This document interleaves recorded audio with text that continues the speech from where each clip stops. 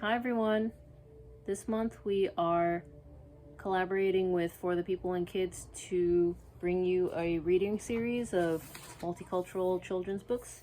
And today I will be reading from Opal Lee and What It Means to Be Free, The True Story of the Grandmother of Juneteenth by Alice Faye Duncan and art by Katura A. Bobo.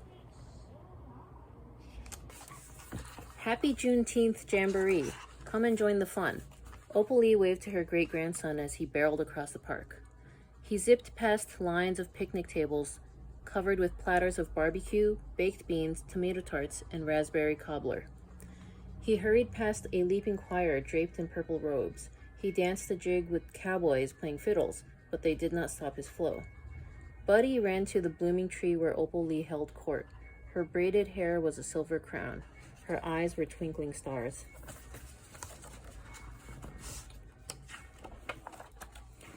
Great-granddear, Buddy called.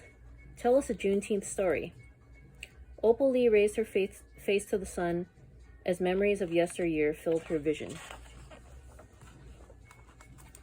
When she had been a Texas bud like the children at her feet, Granddaddy Zach told freedom stories on his wooden porch.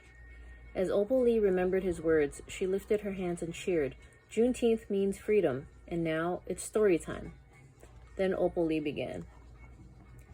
Once upon a blazing sun, black bodies were bought and sold like cattle. Black men plowed the fields, but were not allowed to own the land. Black women cooked the food, but were not allowed to feast on roast and ribs from the master's table. Black children cleaned the one-room schoolhouses, but were not allowed to read or write. Earning and learning were against the law. Slavery was a thief. American slavery dragged on like a plague until January 1st, 1863. That's when President Lincoln wielded courage and raised his feathered pen. He signed the Emancipation Proclamation with a mighty stroke. It says, on the first day of January, in the year of our Lord 1863, all persons held as slaves shall be forever free. Glory, glory, glory! Freedom was dazzling news like a bright, starry night. However, Texas was big and many miles away from Mr. Lincoln. While masters defied his words, black bodies remained in bondage. They plowed, they cooked, they cleaned. Freedom did not ring through Texas in 1863. It was toiling times in the Lone Star State. For 2 years, 5 months, and 18 more weary days. Then, finally, joy jumped up on dancing feet in the Gulf town of Galveston. The year was 1865. The day was June 19th. Gordon Granger marched through Galveston with Union Army troops. The general raised his booming voice and spoke these righteous words. The people of Texas are informed that, in accordance with a proclamation from the Executive of the United States, all slaves are free. Opal Lee danced in a circle. Freedom, hope, and joy divine. Juneteenth means it's freedom time. Can you imagine the excitement? Singing filled the air. Happy tears rolled down like rain. Black families leaped through cotton fields and played tambourines. It was a day of jubilee, perfect for Texas barbecue, watermelon, and sweet potato pie. Delicious delights they had been denied during servitude. Opal Lee told the children, remember my words for safekeeping. Remember what I say. Juneteenth is bigger than Texas singing or dancing bands. Juneteenth is freedom rising, and freedom is for everyone. Juneteenth is you and me. As the children clapped and cheered, Buddy tugged her sleeve. Great-granddear, he called, what was Juneteenth like when you were a kid? Opal Lee unwrapped another story. Blacks and whites lived separately when I was a child. Jim Crow signs littered old Fort Worth in every public place. Black families were banned from Forest Park Zoo except one day of the year. On Juneteenth, we could picnic, party, and ride the Ferris wheel. I hated that zoo. I loved it too. The birdhouse was my favorite. Buddy groaned and shook his head. The old days don't sound good. Good and bad worked together like the sun and rain.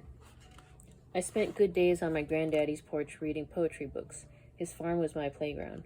I ran across the field and climbed the tallest oak. Glory, glory, glory.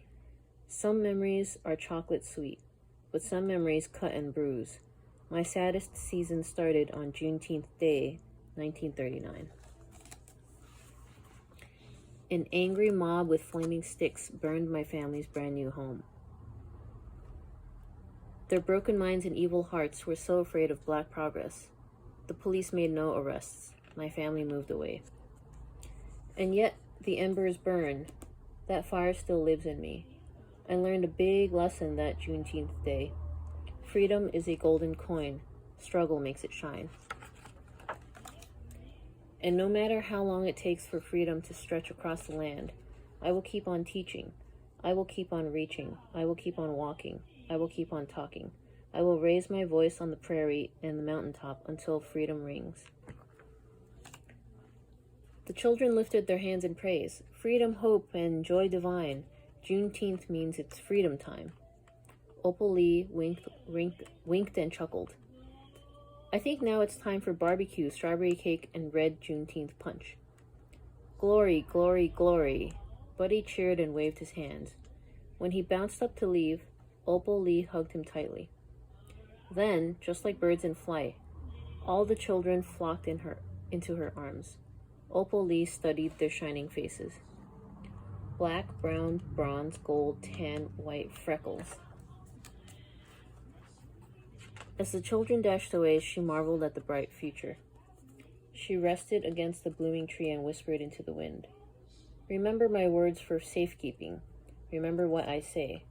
Freedom is for everyone. Juneteenth is you and me. So when Opal Lee was 89, she walked from her home in Fort Worth to Washington, D.C. to call for Juneteenth to be named a national holiday. A quote from Opal Lee says, "None of us are free until we're all free, and we aren't free yet." You can get this book from Curaroom at the store, and I'll also list it online. And if you mention For the People and Kids, you'll get a special discount. Thank you for being here and reading this book with me. Happy Juneteenth!